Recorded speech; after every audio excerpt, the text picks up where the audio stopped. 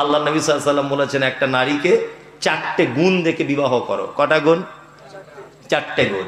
1, সে সুন্দরী কিনা সেটা দেখো। 2, তার টাকা পয়সা আছে কিনা সেটা দেখো। 3, তার বংশ ভালো কিনা সেটা দেখো। 4, তার দিনদারিতা আছে কিনা সেটা দেখো। আল্লাহ নবী সাল্লাল্লাহু আলাইহি ওয়াসাল্লাম একেবারে শেষ বাক্যে বলছেন ফাজবার বিজাতিদ দ্বীন।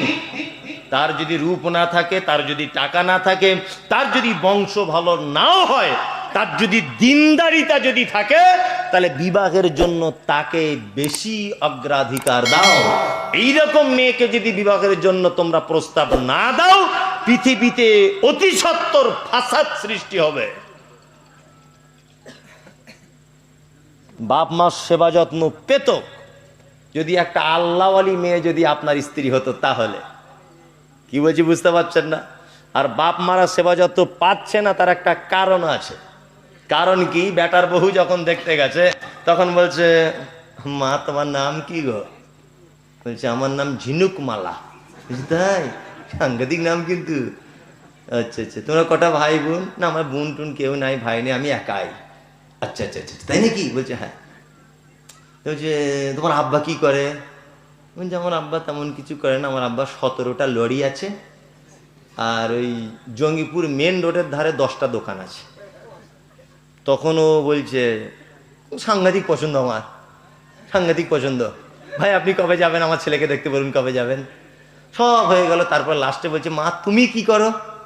পড়াশুনো করছো? বলছে না পড়াশুনো করছি না এখন। কি করছো? যে মাঝে সাঝে টিকটক করি, ভিডিও টিডিও করি। বাড়ি এসে চাচা তখন গল্প করছে, শুনেছো সাংঘাতিক ব্যাপার। বলছে কি ব্যাপার? বলছে 12খানা লরি, বুড়ো মরে গেলেই আমার বেটা পেয়ে যাবে, আবার রাস্তার ধারে 10টা দোকান, আবার এ তো আরো মারাত্মক ব্যাপার, আমাদের যে বৌমা হচ্ছে টিকটকে নায়িকা। তো শাশুড়ি তখন বলছে মারাত্মক ব্যাপার, নায়িকা? বলছে হ্যাঁ। বলছে ওকে কালকে রাতেই চলে এসো, ছেলেকে যেমন হোক করে বলে। তুমি টিকটকের নায়িকা ধরে এনে ভাত খেতে চাইছো? হ্যাঁ ওই গোলাম হোসেন, টিকটকের নায়িকা এনে সেবা যত্ন পেতে চাইছেন? আল্লাহ আকবার। এই জায়গাটায় মারাত্মক ভুল হয়েছে। আর একটা জায়গা আমরা মারাত্মক ভুল করে দিয়েছি। কোন জায়গায়? আচ্ছা বলি, এটা আমি সব জায়গাতেই বলি, রুজির মালিক কে? আল্লাহ। বলুন তো কুকুরকে কে খেতে দেয়? শুকরকে? আল্লাহ। আমাদের জানা মতে যা দেখতে পাই, তাতে করে পৃথিবীর নিকৃষ্ট বা আমাদের কাছে খুব খারাপ প্রাণী, সে প্রাণীটির নাম হচ্ছে শুকর, যার ব্যাপার আল্লাহ তাআলা বলছেন ইন্নামা হাররামা আলাইকুমুল মাইতাতা ওয়াদ-দামা ওয়া লাহমাল খিনজির, নিশ্চয় শুকরের মাংস তোমাদের জন্য হারাম করা হয়েছে। শুকরের মাংস কি হারাম? শুকর তার বাচ্চাকে দুধ দেয়, দেখেছেন? কুকুর তার বাচ্চাকে দুধ দেয়, দেয় না? দেয়। পৃথিবীর সব থেকে উৎকৃষ্ট, আল্লাহর নিকটে প্রিয় প্রাণীদের ভিতরে কে? মানুষ। নিকৃষ্ট ধরে নেন শুকর, কুকুর, তাই না? আর উৎকৃষ্ট মানুষ। নিকৃষ্ট প্রাণীকে রুজি দিচ্ছে আল্লাহ। শুকরের 10টা বাচ্চা হয়, 10টা মিনিমাম, বেশি আরো হয়, আমার দেখিনি তো, এটা শুনেছি আর কি, যে 10টা 8টা 5টা হয়। কুকুরেরও 5টা 6টা 7টা হয়, তাই না? এতগুলো বাচ্চা রুজি বন্টন করেন কে? আল্লাহ। মানুষের কটা বাচ্চা হয়? একবারে একটা। কুকুর তার বাচ্চাকে মানুষ করে নিজের দুধ দিয়ে, শুকর তার বাচ্চাকে মানুষ করে নিজের দুধ দিয়ে, তাই না?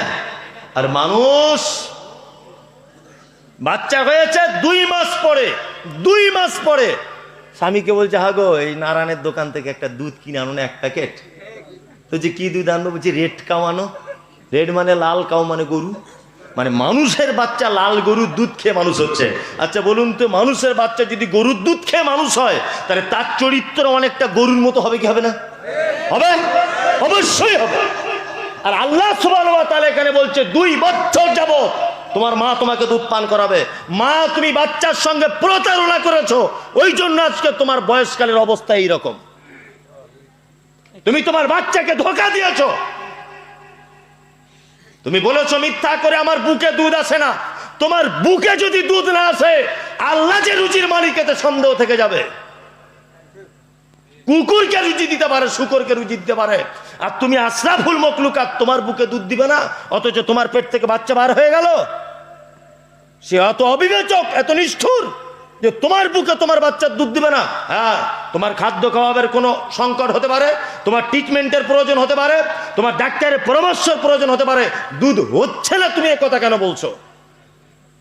আরে কেনা দুধ তো আজ থেকে 20 বছর আগে উঠেছে। আপনার মা আপনাকে কি পান করিয়েছিল? বুকের দুধ। বুকের দুধ। আমার মা আমি যখন হই তখন বুকের দুধ, বিকল্প কোনো দুধ ছিল না। ছিল? ছিল না। আজকে সব কিছু আমরা আল্লাহর উপরে ভরসা ত্যাগ করে দিয়েছি।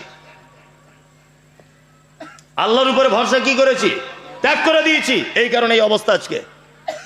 অথচ একটা মোমেনের উচিত যে পায়ের জুতোর ফিতেটা যদি ছিঁড়ে যায়, আল্লাহ নবী সাল্লাল্লাহু আলাইহি ওয়াসাল্লাম বলছেন আল্লাহর দরবারে চাও।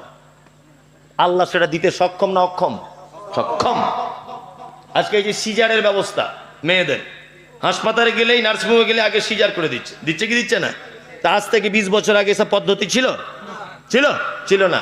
মানে কি, ওর যেদিন থেকে পেটে বাচ্চা এসেছে সিজারের জন্য অন্য কেউ দায়ী নয়, মা নিজে দায়ী।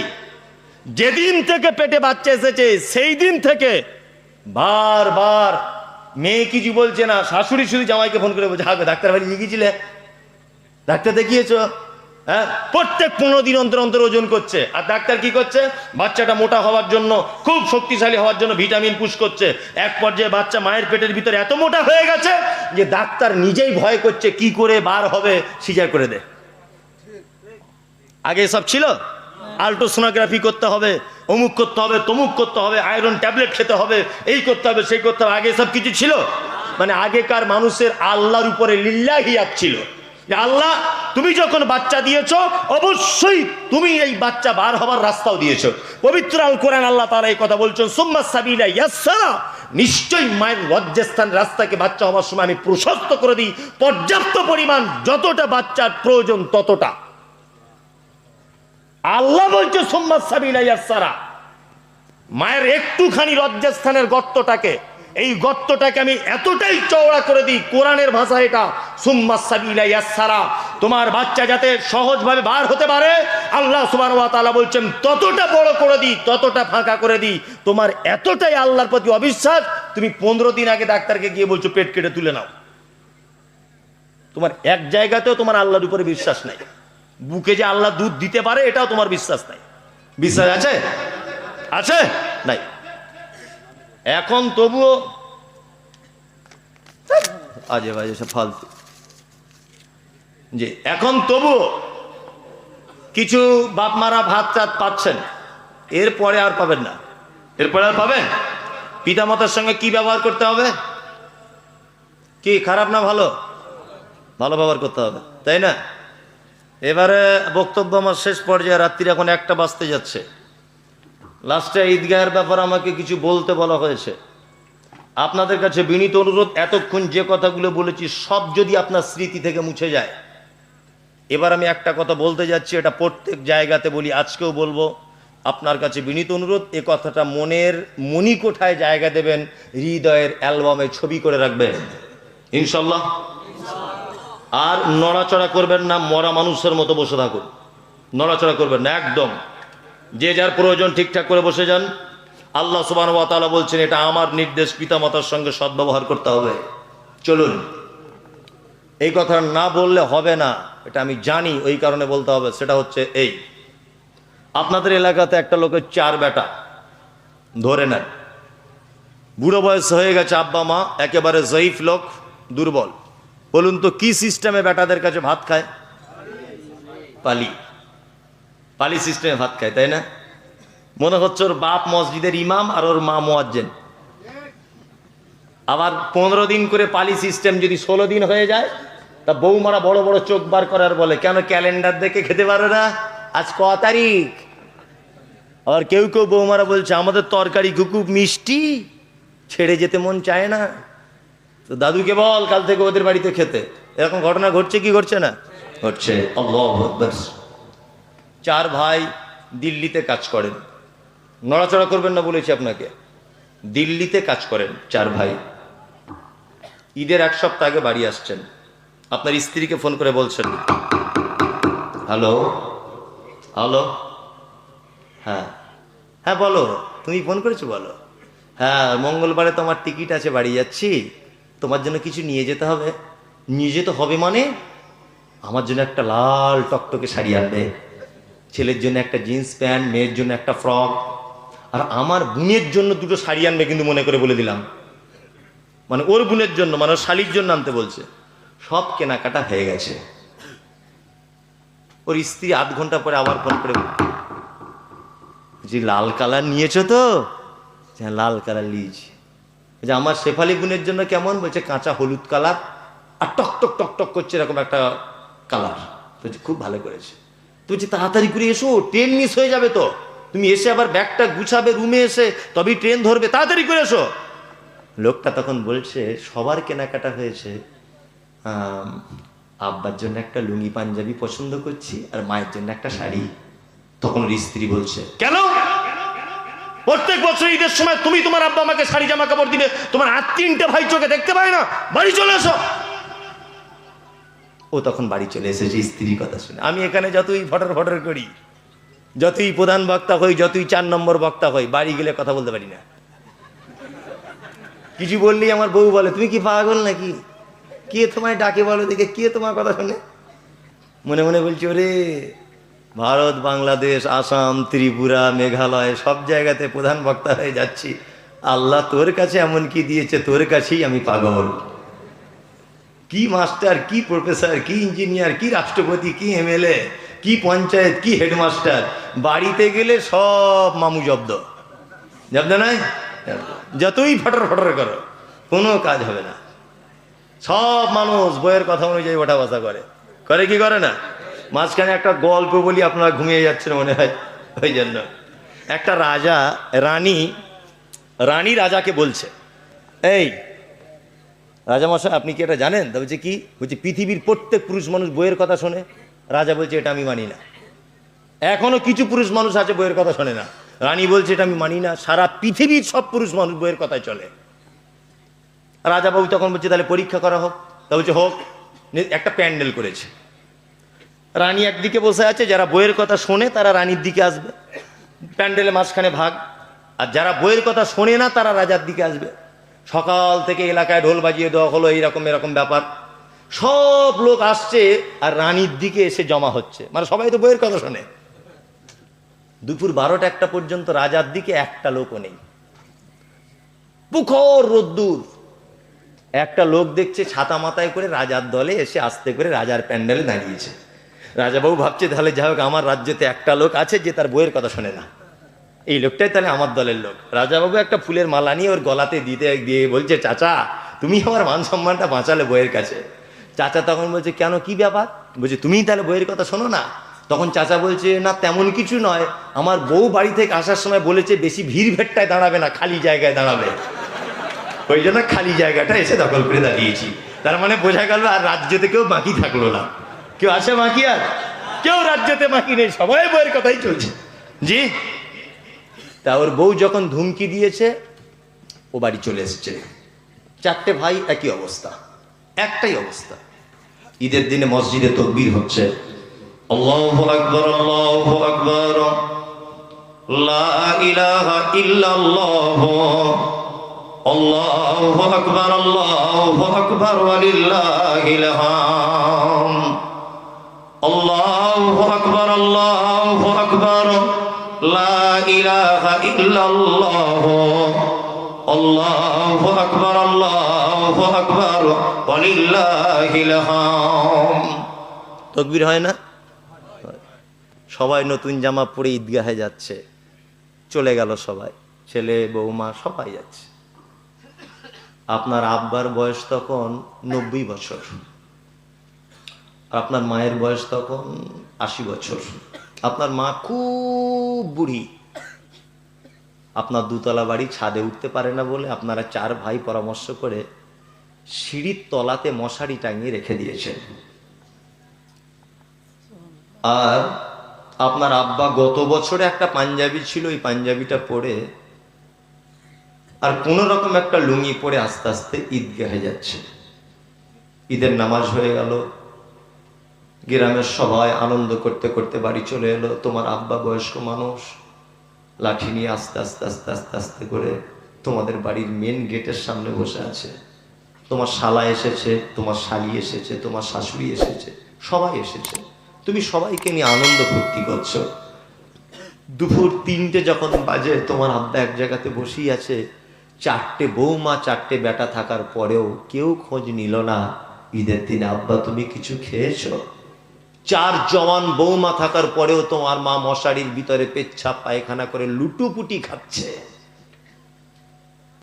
কেউ 4টে বৌমা ঈদের দিনে গোসল করিয়ে ভালো একটা দামি শাড়ি পরিয়ে দিল না। কেন? তোমার মা আজও পালি সিস্টেমে ভাত খায়, এটা কেন? হ্যাঁ, তোমার মায়ের যে বড় অপরাধ আছে, তোমার মায়ের থেকে অপরাধিনী পৃথিবীতে আর কোনো নারী নেই। তোমার মা আব্বার থেকে বড় অপরাধ মানুষ পৃথিবীতে আর কেউ করেনি। তোমার আব্বা মায়ের অপরাধগুলো একটা একটা করে বলি একটু। তোমার মা ইসলামপুরের সব থেকে পর্দানাসীন মহিলা ছিলেন, জীবনে কোনো পরপুরুষের দিকে ফিরে দেখতো না। তোমার মা, তুমি যখন পেটে ছিলে, জঙ্গিপুরের ডাক্তারবাবুরা হসপিটালে বলেছে নরমালে বাচ্চা হবে না, সিজার করতে হবে। তোমার যে মা ইসলামপুরে একটা পরপুরুষের মুখ দেখেনি, ডাক্তারবাবু যখনই বলেছে সিজার করতে হবে, শাড়ি ব্লাউজ খুলে উলঙ্গ হয়ে পরপুরুষ ডাক্তারের সামনে তোমার মা উলঙ্গ হয়েছিল সেদিন তোমাকে জন্ম দিতে গিয়ে। এটা হচ্ছে তোমার মায়ের জীবনের 1 নম্বরে বড় অপরাধ, যে তোমার মতো বদমাশ ছেলেকে জন্ম দিতে গিয়ে তাকে লজ্জার স্থান দেখাতে হয়েছিল পরপুরুষকে। এটা তোমার মায়ের 1 নম্বরে বড় অপরাধ। তোমার মায়ের 2 নম্বরে বড় অপরাধ, তোমার মায়ের মাথা চুল কালো কুচকুচে, হাঁটু পর্যন্ত দুলতো। পাড়ার মেয়েরা তোমার মায়ের মাথা চুল দেখতে আসতো, কিন্তু তোমার মতো বদমাশ ছেলেকে জন্ম দিতে গিয়ে হাসপাতালের বেডে লাল রক্তে তোমার মায়ের কালো কুচকুচে হাঁটু পর্যন্ত দোলা চুল জমাট বেঁধে গিয়েছিল লাল রক্তে। এটা তোমার মায়ের 2 নম্বরের বড় অপরাধ। তোমার মায়ের 3 নম্বরে বড় অপরাধ, তোমার মা জীবনে কোনোদিন ভয়ে ইনজেকশন দিত না, ভয়ে ভয় করত। কোনোদিন তোমার মা সিলাইন পর্যন্ত ফোটাতে দিত না ডাক্তারকে, ভয় করত, খুব ভীতু মহিলা। অথচ তুমি যখন পেটে ছিলে, ডাক্তারবাবু মেশিন পত্র বসিয়ে বলছে বাচ্চাটা সোজা থাকার কথা, আড়াআড়ি করে লেগে গেছে, বাচ্চার জন্ম হওয়ার আর কোনো চান্স নেই। জননী তখন কাঁদতে কাঁদতে বলেছিল, ডাক্তারবাবু আপনার পায়ে দুটো জড়িয়ে ধরে বলছি, আমার প্রাণের বিনিময়ে হলেও আপনি আমার বাচ্চাকে বাঁচান, ধারালো ছুরি দিয়ে আমার পেট আপনি কেটে দেন। তোমার মা ইনজেকশন দিতে ভয় করত, সেই মা তোমাকে পৃথিবীর আলো দেখানোর জন্য 1 বিঘা পেট কেটে সিজার করে তোমাকে পৃথিবীর আলো দেখিয়েছিল। সেই যে ডাক্তারবাবু মোটা সূচ আর সুতো দিয়ে তোমার মায়ের হাঁসের ডিমের মতো ফর্সা চামড়াকে সূচ দিয়ে সেলাই করে দিয়েছে, আজও 90 বছর বয়সে তোমার মাথার ব্যথা অনুভব করে। আজও পর্যন্ত 90 বছর বয়সে তোমার মাথার ব্যথা অনুভব করে। এটা তোমার মায়ের জীবনের 3 নম্বরে বড় অপরাধ। তোমার মায়ের 4 নম্বরে বড় অপরাধ, চিকিৎসা বিজ্ঞানীরা বলেছে প্রত্যেক মা তার বাচ্চাকে দিনে 8 বার করে দুধ পান করায়, একবারে 250 গ্রাম করে দুধ পান করায়। কোরআনের ভাষাতে 30 মাস তাকে দুধ পান করাতে হয়, 30 মাস তাকে দুধ পান করাতে হয়। 30 মাসে যদি 50 টাকা দুধের যদি লিটার হয়, 90,000 টাকা তুমি তোমার মায়ের দুধ পান করেছো শুধু। এটা তোমার মায়ের 4 নম্বরের বড় অপরাধ। আজকে ঈদের দিনে সে পেচ্ছাপ পায়খানা করে বাড়িতে শুয়ে আছে। তোমার মায়ের আর একটা অপরাধের কথা বলি। তোমার মা, তোমার নানির বাড়ি ছিল মালদা জেলাতে, তোমার মা তোমাকে নিয়ে বাসে উঠেছে। তোমার বয়স তখন 2 বছর, তোতলা তোতলা করে তুমি কথা বলতে শিখেছিলে। তোমার মা স্টেট বাসে উঠেছে, সিট পেয়েছে, বাসে খুব ভিড়, কন্ট্রাক্টর দয়া করে একটা সিট ব্যবস্থা করেছে। তোমার মা সিটে বসেছে, তখন থেকে তুমি তোমার মাকে বলছো, মা একটু দুধ দে না, মা একটু দুধ দে না, দুধ খাবো, একটু দে না।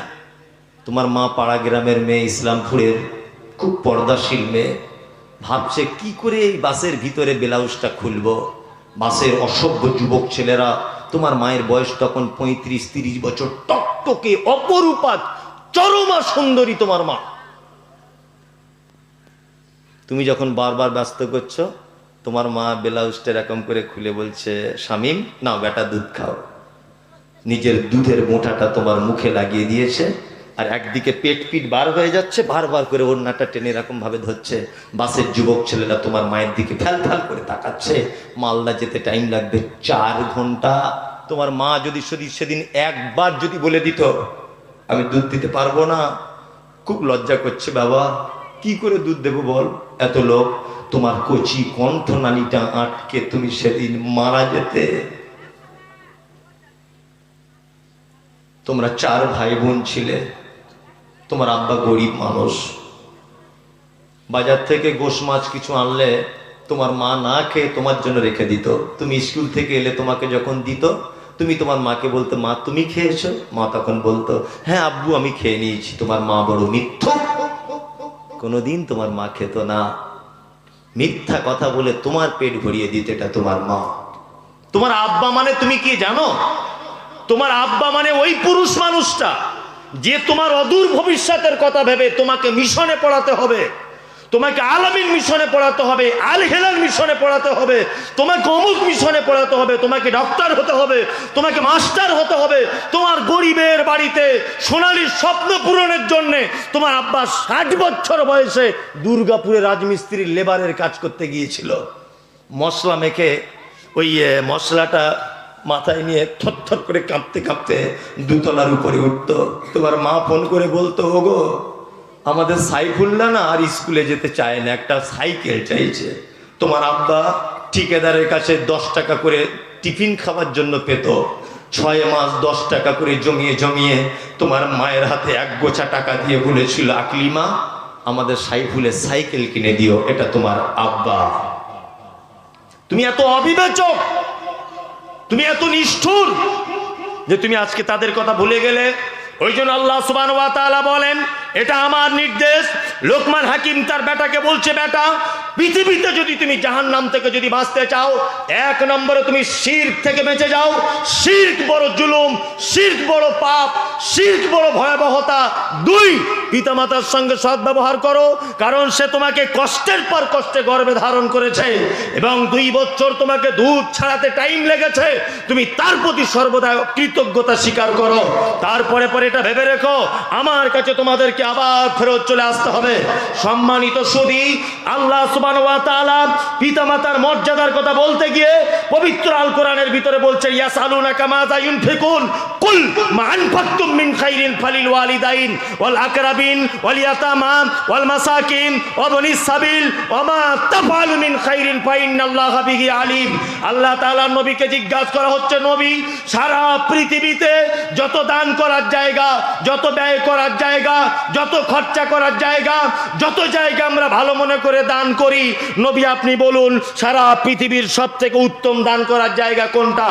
আল্লাহ কোরআন দিয়ে বলছেন কুল, নবী আপনি বলে দেন মান ফাকতুম মিন খাইরিন ফালিল ওয়ালিদাইন ওয়াল আকরাবিন ওয়াল ইয়াতামা ওয়াল মাসাকিন ওয়া বনিস সাবিল ওয়া মা তাফআলু মিন খাইরিন ফাইন্নাল্লাহা বিহি আলিম।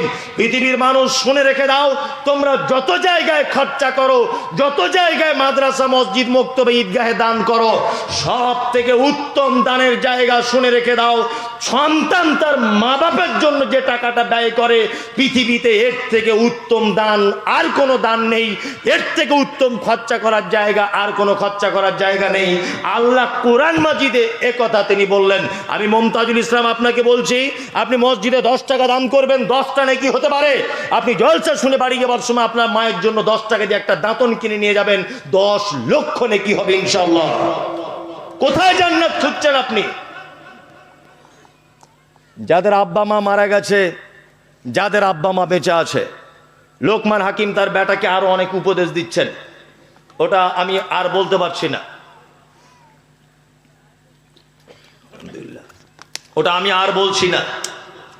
এটা ঈদগাহের ব্যাপারে লাস্টে 2-5 মিনিট আমাকে কিছু বলতে বলা হয়েছে। আপনাদের কাছে বিনীত অনুরোধ, আমি 10,000, 20,000, 50,000 টাকা চাইব না। তবে এখানে এসে একটা জিনিস শুনলাম, সেটা হচ্ছে এই যে এখানে অনেক চাকরিজীবী মানুষ আছেন, এখানে অনেক বিএসএফ আছেন, এখানে অনেক অফিসার পোস্টের মানুষ আছেন, অনেক ধনী মানুষ আছেন। বিনীত অনুরোধ যে আপনারা অন্তত 20টা লোক আপনি আপনার আব্বা মায়ের জন্য দিবেন, এরকম 1,000 টাকা করে। আপনার বোধ হয় 5-10 হাজার টাকা চাইবে না। এই ইউটিউবাররা তোমাদের এই কারণে পাবলিক রেগে যায়, যেটা নেবার নেবে না তো কেটে দিবে, তুমি এত উঠে উল্টোপাল্টা করছো কেন? বসে যাও। কেউ আছেন ভাই? অন্তত 1,000 টাকা একদিন বলুন। আমি জানি নূর মোহাম্মদ সাহেব সব নিয়ে চলে গেছে, এখন একই জমিতে বারবার চাষ দেওয়া ঠিক নয়, তবুও চাষ দিতে হয়। যদিও একই জমিতে বারবার চাষ দেওয়া ঠিক নয়। মাশাল্লাহ, যাক একজনকে আল্লাহ কবুল করেছে। হ্যাঁ, আমি বেশি কিছু বলি না। হাজির বেটার বিয়ে হলো কাজীর বেটির সাথে। কাজীর বেটি বলছে আমি যাব সিনেমাতে।